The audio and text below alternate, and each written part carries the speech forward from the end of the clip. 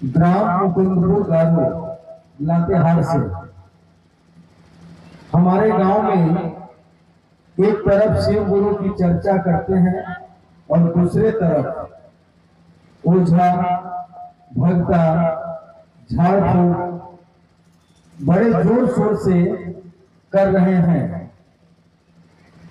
हम लोगों को शिव गुरु से जोड़ने में बाधा हो रही है, कृपया उपाय बताएगा।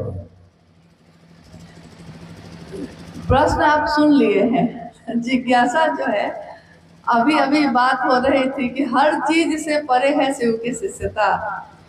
तो जिज्ञासा ये है कि एक तरफ शिव चर्चा चल रही है और एक तरफ कुछ लोग जो है शिव चर्चा के नाम पे या कुछ और करते हुए ओझा गुनी झाड़ फूक इस सब का सहारा भी ले रहे हैं।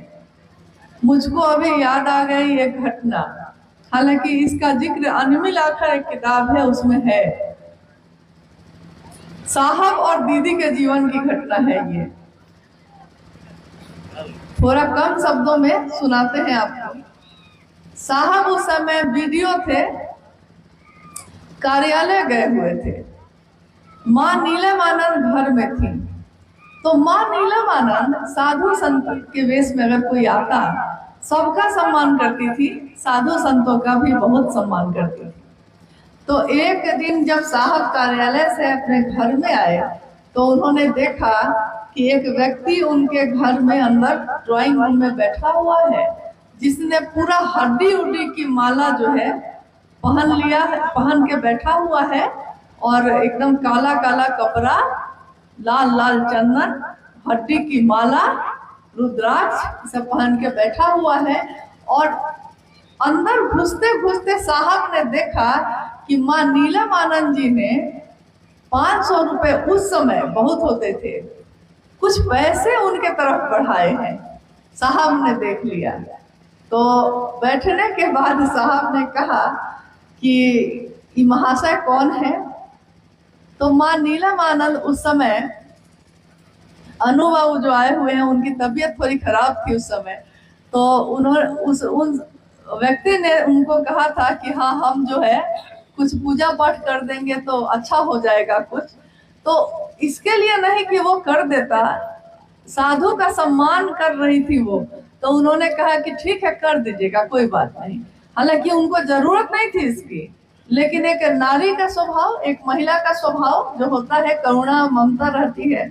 तो उन्होंने कहा कि जब कह रहे हैं चलिए आप भी कर दीजिएगा, क्या होगा। लेकिन साहब का स्वभाव तो वैसा नहीं था, उनका तो था गोरी वाला स्वभाव।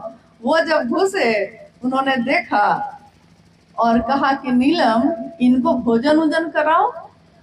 तो माँ जो है, माँ नीलमानंद जी को शक तो हुआ इस बात पे कि बात क्या है कि ये हमको अंदर खाना के लिए भेजने लगे हैं। लेकिन शक से देखते हुए वो अंदर चली गई। जैसे ही वो अंदर गई, साहब ने उसको कहा कि वो जो पैसा लिए थे अभी अभी निकाल के सीधे बाहर रख दो, और ये जो गले में जो जो चीज है ना, सब उतारो और यहाँ रख दो, और सीधे यहाँ से बाहर भागना, नहीं तो जेल में डालेंगे सीधे। अब वो घबरा गया बेचारा, सब उतार उतार के रख भी चुका था वो। लेकिन तब तक माँ नीलमानंद आ गई। तो उन्होंने साहब से कहा कि आप सबको डरवा क्यों देते हैं? अरे जब मैंने पैसा दे दिया है तो कोई बात नहीं, देने दीजिए। तो खैर वो चले गए, आई गई बात हो गई। बात ये नहीं है कि तंत्र नहीं होता, तंत्र है, लेकिन तंत्र का अर्थ ही होता है प्रेम और समर्पण। तंत्र का अर्थ ये सब नहीं है ओझा गुनी झाड़ फूक।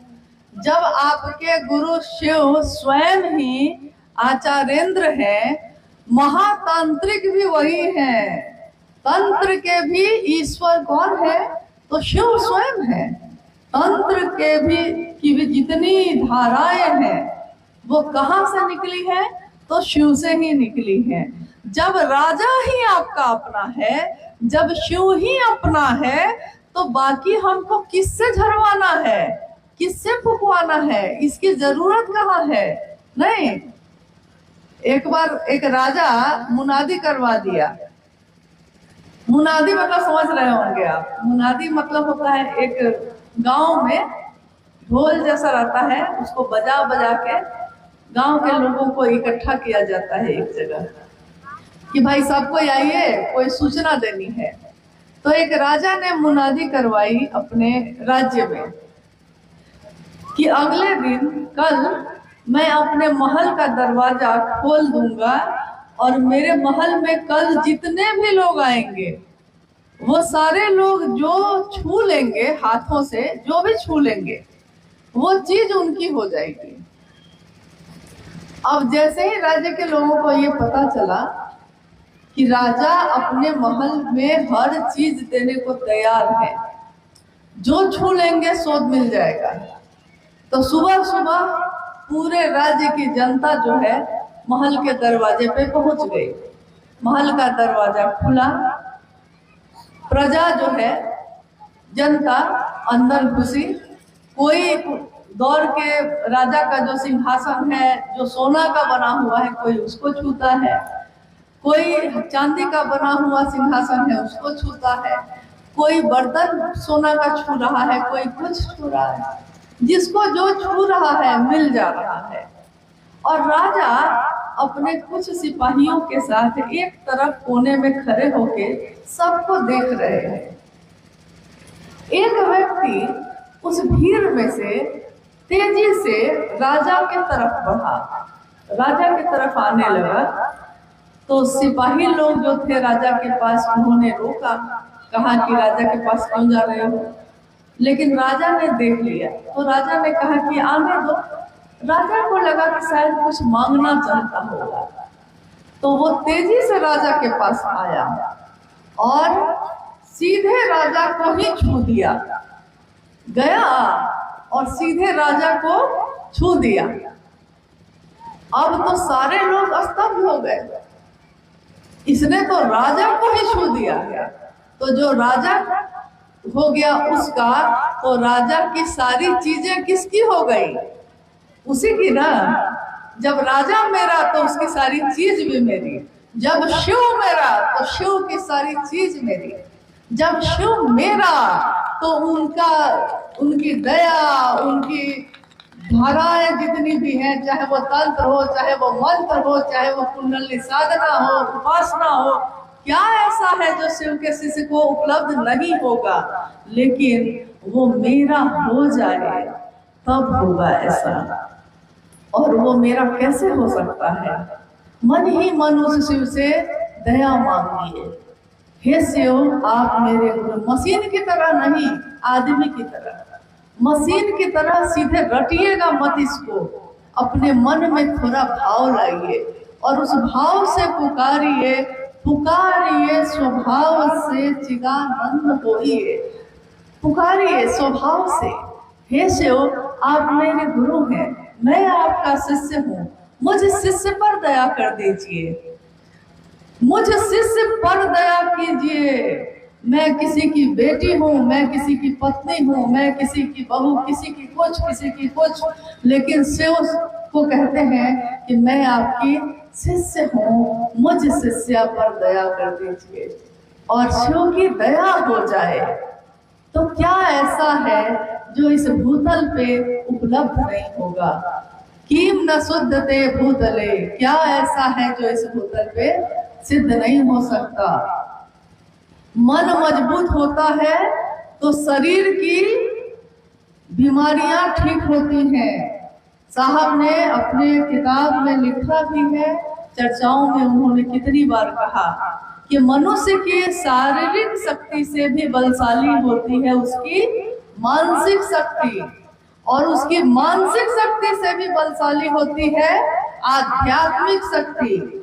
शरीर पे उन्होंने कहा कि एक गांव में आग लगा, तो गांव में एक व्यक्ति सालों से लकवा ग्रस्त था, लकवा मारे हुए था उसको, तो वो अपने बिस्तर से हिल नहीं सकता था, खाना पानी लैट्रिन पेशाब सब बिस्तर पे ही होता था सालों से।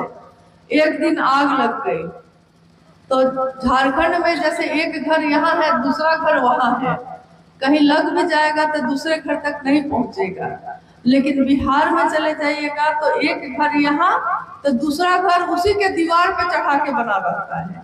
अगर एक में लगा तो बारी बारी से सब में लगने लगेगा। तो वहां की घटना है कि आग लग गई, सब कोई चिल्लाने लगे। और जब प्राण का भय होता है तो उस समय आप देखिएगा कि हम भूल जाते हैं, ऐसे खूब कहते हैं मेरा अपना, तुम मेरे हो, तुम्हारे लिए हम चांद तारा तोड़ के लाएंगे। लेकिन जब प्राण का भय होता है तो सबसे पहले आदमी अपना प्राण बचा के भागता है। कोरोना आया था तो देखा था ना आपने, कोरोना आया था तो मेरे अपने को भी अगर कोरोना हो गया है तो हम उसको छू नहीं पाए थे हम लोग। प्राण का भय होता है तो पहले अपना प्राण बचाता है। तो घर के सारे लोग जो है वो प्राण बचा के बाहर भागने लगे। भागते हुए उन्होंने देखा कि जो व्यक्ति सालों से खटिया पे लेटा हुआ था, लकवा मारा हुआ था, वो सबसे आगे भागे जाता है, दौड़ के भागे जा रहा है। सबको लगा कि ये कैसे हो सकता है, इस सालों से हिलता नहीं था, हुआ क्या था। उसने देख लिया कि सारे सहारे छूट गए, कोई मुझको नहीं बचाएगा। जब तक उसको लगता रहा कि सब है मेरे लिए देखने वाला, वो अपना मानसिक शक्ति लगाया ही नहीं। लेकिन जब देखा कि सब भाग गया, अब हम तो जल के मर जाएंगे, तो उसने अपनी सारी मानसिक शक्ति इकट्ठी कर ली कि बचना है हमको, बचना ही है हमको। और उसने महादेव को पुकारा कि महादेव हमको बचाइए। और मानसिक शक्ति को आध्यात्मिक शक्ति का सहारा मिल गया, शरीर पर से उस चीज का प्रभाव ही खत्म हो गया। बताइए, अगर आध्यात्मिक ताकत लेकर आप अपनी मानसिक और शारीरिक बीमारी ठीक कर सकते हैं तो आपको क्या जरूरत है इन सब चीज करने की। सीधे महादेव से जुड़ जाइए और महादेव से दया मांगिए, उनकी चर्चा पूरा करिए और जैसे आता है वैसे ही महादेव को प्रणाम करिए। बहुत लोग कहते हैं कि मेरे पास माला नहीं है रुद्राक्ष की, तो हम कैसे प्रणाम करें। कोई इतना गरीब होता है कि अगले दिन वो क्या खाएगा इसके लिए भी सोचता है, तो उसके लिए मुश्किल है कि 200 की माला कहाँ से खरीदेगा।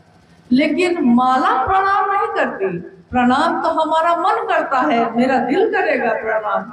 तो हम अगर कंकड़ पत्थर 108 बार रख के, कंकड़ से भी अगर जोड़ के महादेव को प्रणाम कर देंगे, तब भी महादेव उस प्रणाम को ग्रहण करते हैं। हम अपने सांस पे चढ़ाएंगे नमः और उतारेंगे शिवाय, तब भी महादेव उस प्रणाम को स्वीकार करते हैं। इसलिए प्रणाम देने की कोशिश करिएगा, कर्मकांड में मत रह जाइएगा कि कैसे करें, किधर से करें।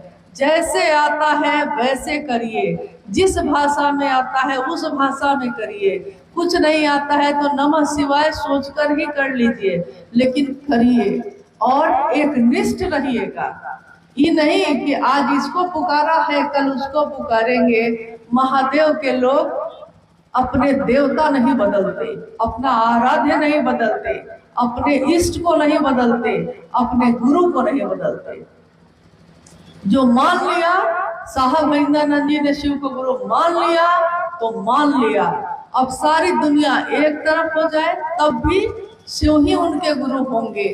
किसी लड़के ने किसी लड़के से प्रेम कर लिया है, जाति से बेदखल कर दिया जाता है, गांव से निकाल दिया जाता है, लेकिन प्रेम कर लिया है तो प्रेम फिर किसी चीज की परवाह नहीं करता। प्रेम प्रेम होता है। शिव से भी हो जाए वो प्रेम तो पूरी दुनिया एक तरफ और शिव एक तरफ अगर होंगे तो शिव के शिष्य शिव को ही चुनेंगे, क्योंकि अगर राजा अपना होगा तो पूरी दुनिया अपनी हो ही जाएगी। कहाँ जाएगी? महादेव की दया, महादेव की करुणा कण कण में है, फैली है, बिखर रही है। हमको आपको अपने आंचल में उसको समेट लेना है, बस इतना ही करना है।